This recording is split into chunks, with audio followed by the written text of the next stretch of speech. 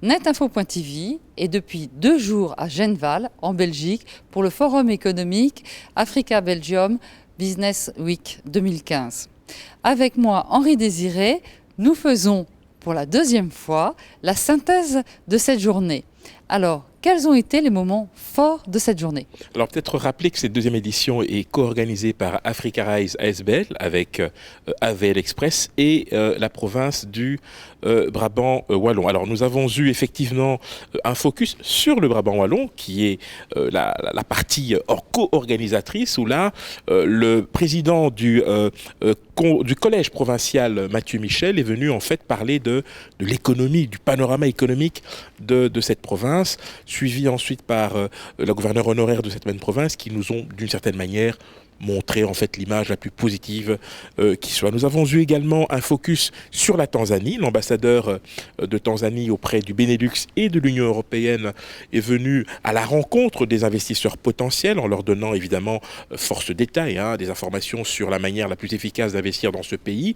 Il a demandé à ce qu'il puisse être rejoint sur le podium par 3 personnes qui évoluent chacune dans leur domaine de compétences, les investissements, bien évidemment, l'économie et bien évidemment le secteur des services et tout ce qui touche de près ou de loin à l'information. Ensuite, nous avons eu un panel d'un très haut niveau avec notamment un banquier basé à New York, M. Manoka, et M. Alexis Ndengue, qui lui aussi est actif dans notamment les nouvelles technologies de l'information à Dubaï. Il y avait 6 intervenants, un représentant de Belgium Invest Export qui est également partenaire de cette 2e édition. Il y avait 2 banquiers et 2 autres personnes qui travaillent également dans le secteur des nouvelles technologies de l'information. Donc des échanges extrêmement fructueux. Et puis présentation, c'est un grand classique d'entreprise partenaire de l'événement,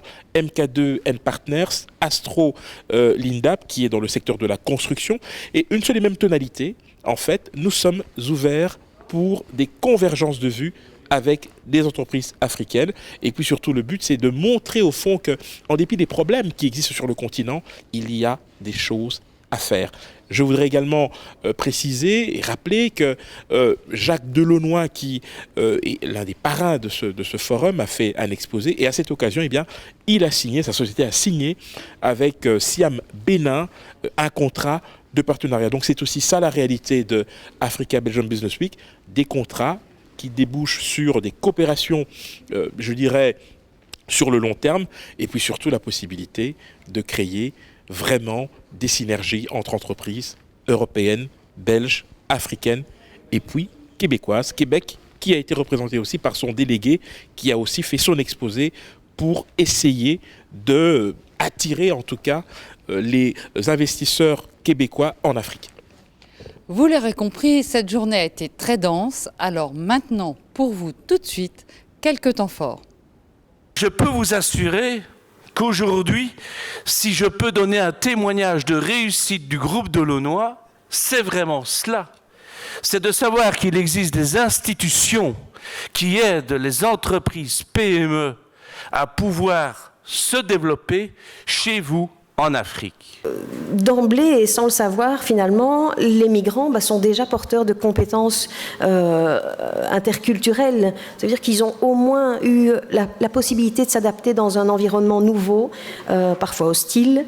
Et ils ont réussi à le faire, parfois avec brio. Et donc cette capacité d'adaptation, elle fait partie de leur identité.